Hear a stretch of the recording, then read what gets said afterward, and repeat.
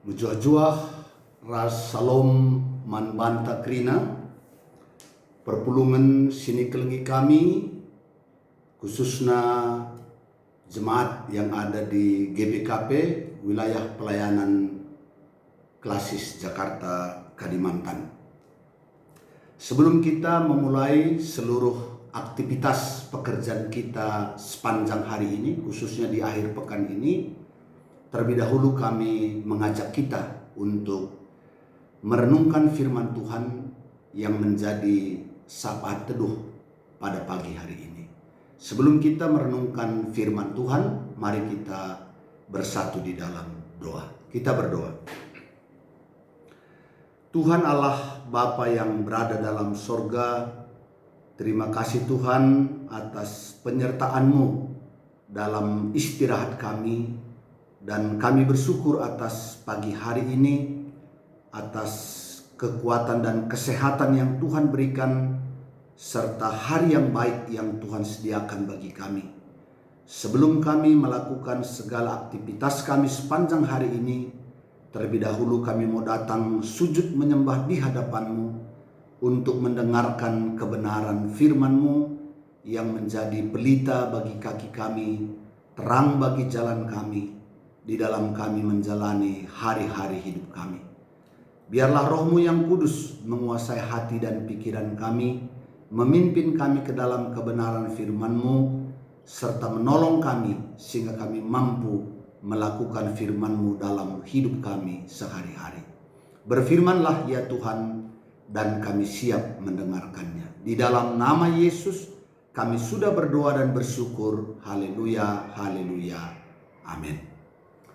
Jemaat yang dikasihi oleh Tuhan, firman Tuhan yang menjadi nas renungan kita pada pagi hari ini diambil dari Yeremia pasal 16 ayat 20. Demikianlah firman Tuhan. Dapatkah manusia membuat Allah bagi dirinya sendiri? Yang demikian bukan Allah. Renungan kita pada pagi hari ini adalah bagian dari perikop yang berisi ancaman hukuman yang disampaikan oleh Tuhan melalui Nabi Yeremia kepada umat Israel.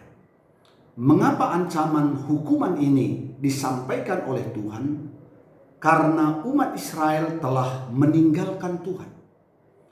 Umat Israel telah beribadah dan sujud menyembah kepada ilah-ilah lain. Mereka juga telah meninggalkan atau tidak lagi berpegang kepada Taurat Tuhan. Atas ancaman ini, Yeremia sebenarnya sangat bersusah hati, karena dia tahu bahwa apabila umat Israel tidak bertobat dari jalan mereka, maka ancaman hukuman yang telah disampaikan oleh Allah ini pasti akan terjadi.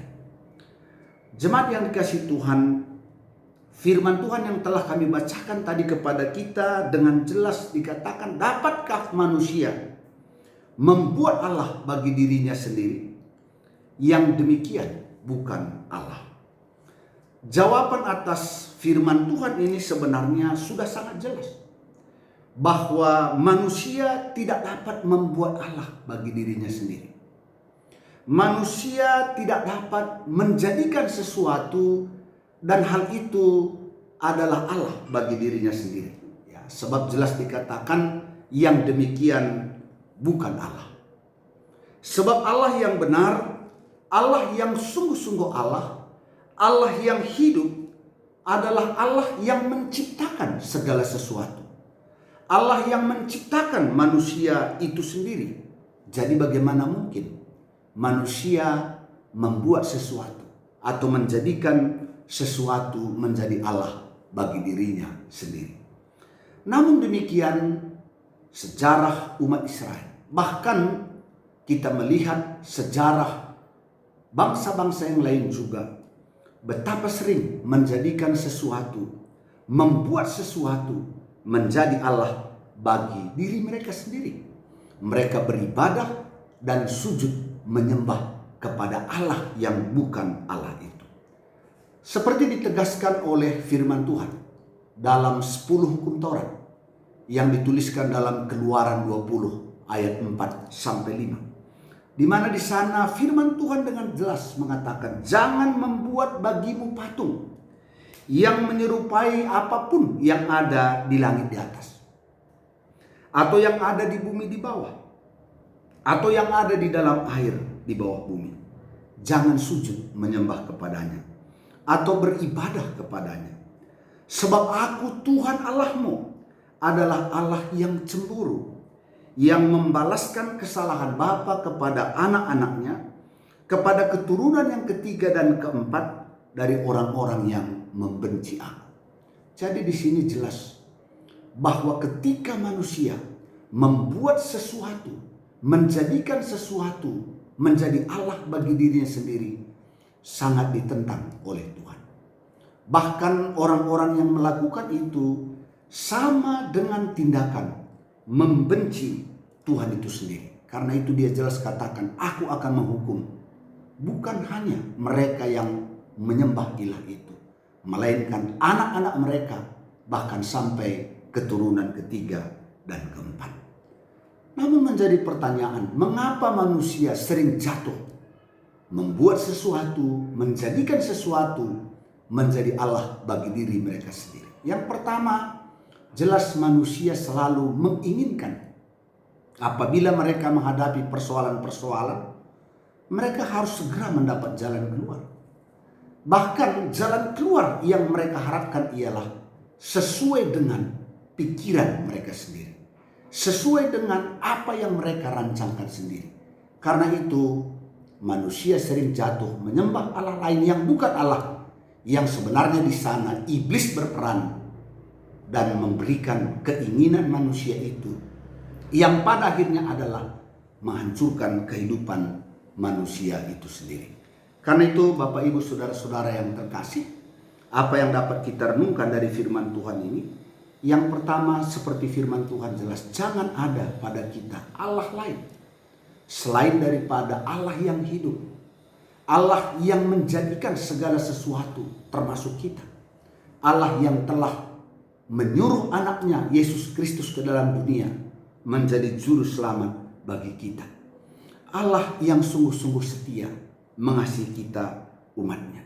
Karena itu jangan membuat sesuatu, jangan menjadikan sesuatu menjadi Allah di dalam hidup kita, beribadah dan menyembah kepadanya. Yang kedua, ancaman hukuman yang telah disampaikan oleh Yeremia. Apabila mereka tidak bertobat, maka hal itu pasti terjadi dalam hidup mereka. Dan benar bahwa ketika umat Israel tidak bertobat, maka hukuman itu benar-benar terjadi.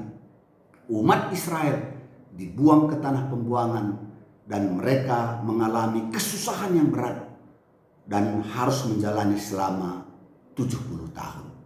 Karena itu percayalah kepada Tuhan, percayalah kepada Allah yang telah mengasihi kita, yang telah memberikan anaknya yang tunggal kepada kita untuk menebus dosa-dosa kita, supaya kita ditebus dari kematian, supaya kita ditebus dari kuasa iblis, supaya kita beroleh keselamatan kehidupan kita.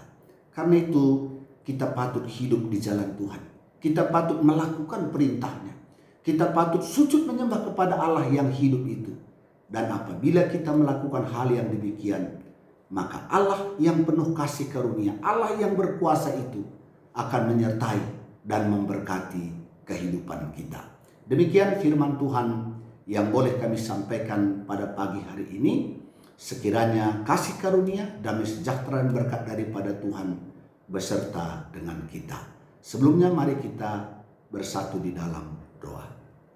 Bapa di dalam surga, kami bersyukur atas firman-Mu yang boleh mengingatkan kami bahwa Engkaulah satu-satunya Allah yang hidup, yang patut kami sembah di dalam hidup kami, yang patut kami mentaati perintah-perintah-Mu. Karena di dalamnya ada hidup dan berkat-berkat yang disediakan oleh Tuhan bagi kami. Secara khusus kami berdoa buat GBKP Runggun Bogor Barat.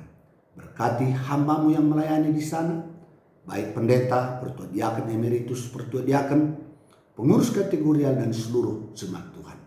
Biarlah sepanjang hari ini pimpinan Tuhan atas mereka, sehingga mereka boleh merasakan bagaimana Tuhan menuntun, menyertai dan memberkati kehidupan mereka. Dan seluruh anak-anak Tuhan yang ada di wilayah GBKP Klasik Jakarta Kalimantan khususnya, biarlah berkat kasih karunia, damai sejahtera yang daripada Tuhan atas kami semuanya. Inilah doa kami, dalam nama Yesus kami sudah berdoa dan bersyukur. Haleluya, haleluya, amin.